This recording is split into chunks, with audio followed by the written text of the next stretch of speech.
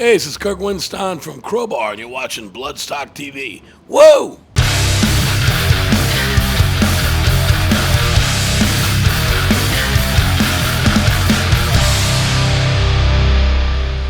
We're back with Bloodstock TV, and we are sitting here with the one, the only Kirk from Crowbar. How are you, dude? Doing good. Good thing there's only one of me.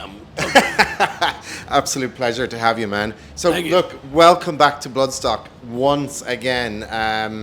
Man, you've played this festival many times with Down and all sorts of stuff. You were here a couple of years ago with with Justin. Yeah. So, like, that was fun. is this kind of a really relaxed festival for you? Because It's really like, I mean, we love them all, but it's really our favorite or one of our favorites. You know, I think they're very smart at just keeping it like it is. You know, they're not trying to, we can get this band and expand it more and more and more. It's great bands. It's, real bands. It's not too, I hate to say commercial, you know what I mean? But like certain festivals go where it's like, that's not heavy metal.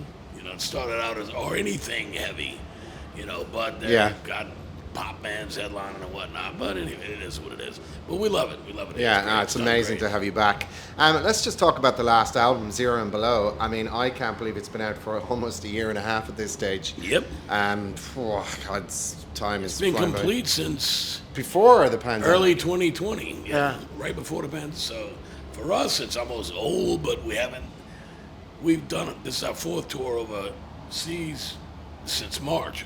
So we've done a fuckload over here. You did the Sepultura, Sepultura, Sacred Reich in October, November. Yeah. We did 2 tours in the States last year. So when we get home, we'll be home in 10 days. When we get home, we have 2 weeks off, and we do a month in the States.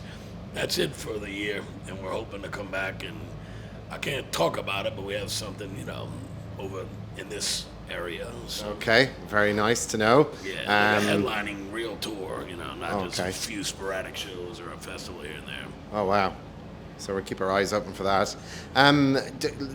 Like you're saying that the album feels kind of old at this stage because it has been out for longer than prior to its release because of obvious reasons, pandemic and whatnot.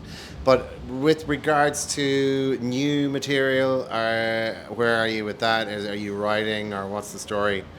I go in different modes. Like I completed my second solo record.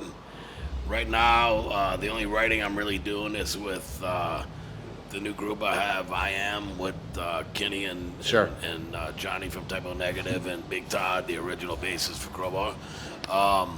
So we have another writing and recording session in October in New Orleans.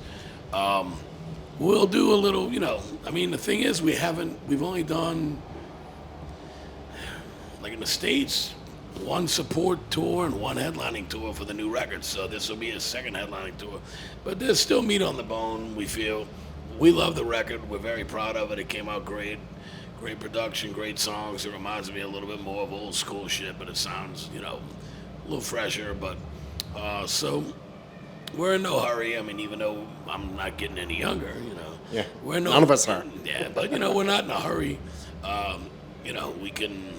There's still work to do, tours to do. But for me personally, like I said, my second solo record is going to be the next thing to come out, followed by probably something from I Am, and then followed by the next Crowbar. So. Right. God, it doesn't seem like you have any time to just put your feet up. I mean, I don't. Make hay while the sun shines, I believe, is the expression. It's all good, The last time I spoke to you, it was during the whole lockdown thing, and we had a Zoom call together. Okay. And you told me that you were contemplating doing a cover of Cutting Crew's I'm Just Dying in Your Arms Tonight. I was going to. Did that ever happen? No, but it's not out of the question. Because I was like, ever since you told me. I love it. I was like, fuck, that would be so cool to Well, hear. the thing is, I mean, no disrespect to any band on earth that's ever done it, but why would I do like a Sabbath cover? Well, it's already fucking heavy, Yeah. It's a challenge to make the Cutting Crew sound heavy. yeah. It's a challenge to do Dreamweaver and make Gary Wright sound heavy. Yeah. Which I did, But if I do you know, covers, it's usually something obscure and that's not really sonically a heavy song with heavy riffs or anything. And just another thing to pick up on as well, like I just referencing the last time we spoke about, you mentioned about a Down covers album. Is that still a thing, or I think that Phil is super busy now? Yes. Yeah. And you know what? I'm so happy for him and Rex. I really am. It's fantastic. It's huge. I think it's even bigger. The reaction is maybe they knew it would get this big. I really didn't, but I didn't I'm either. happy for him. I thought it was great, but like we played with him in Poland back in the beginning of June, and it was just amazing. Kirk? Was that your first time witnessing that? Yes. And that, yeah. Wow. But it's amazing. You know, it really is. So I'm so happy for him. I really am.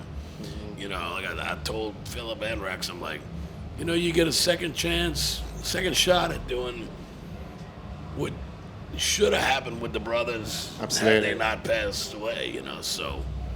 But they're doing it for the right reasons, and boy, they're doing it at the top of their game. The production, the everything is amazing. You got, musicianship-wise, Pantera's Charlie one and of the best Zach, heavy metal bands ever with Dime and Vinny, but with Zach, look, he might not play every note like that, but it's not his style. But no one expected that. No. I love the way I think he's doing. I like hearing him throw in.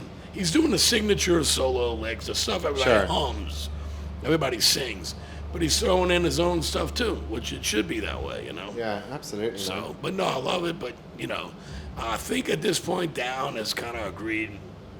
We can't agree on cover songs to cover, so let's just write too many more songs. It's been a long time. But the way you guys work, anyways, you just get together and it's more of a hang, isn't it? Like it's just.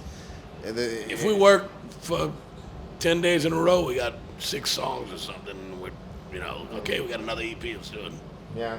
Well, look, there's obviously a lot coming up with Crowbar and your own solo stuff as well, and so we're going to keep eyes out for that. But you've been knocking around this business for so long. You've seen a lot of stuff. There's a lot of tales, I'm sure. There's funny stories and all sorts of stuff. Have you ever considered putting all that into, if there was... If you were to release a book, man, I would be first in line to buy that. I would like to do a book, but I'm going to do my book from a completely different perspective and view than everybody talks about all the backstage antics, all the drugs and alcohol and the women and this and that doesn't interest me. I'm almost 60 fucking years old, and I've been happily married going on 11 years. Yeah. And I have a 20-year-old daughter that doesn't need to hear things. She doesn't that want are to be old hearing any of that news stuff. when we're with kids anyway. Yeah. And enough people have done that. I would like to do just about my love of music, what got me into music, and just the story of my life. But I would love to do it if I'm given the opportunity, for sure. Yeah, well, look, you've got a lot of stuffs in the future happening, so maybe that could be something when you want to turn down the activities a little bit and concentrate on that. It's one of those things. Like, to me, I don't care if the book doesn't sell well. I wanted to, but I'm sure it will. I just want people to hear the story of my life. Yeah. And I think it's very interesting, and I would like to make it something that would be very influential to younger kids who want to play music or be in the music business, regardless of what instrument you play. Just being in the music business, I would want it to be something that would influence them to realize that, I never wanted to be a rich and famous rock star, thank God, because I'm none of the above. But I just wanted to do what I'm doing. So my dreams came true. I wanted to do just what I did this afternoon, get paid for it, sure.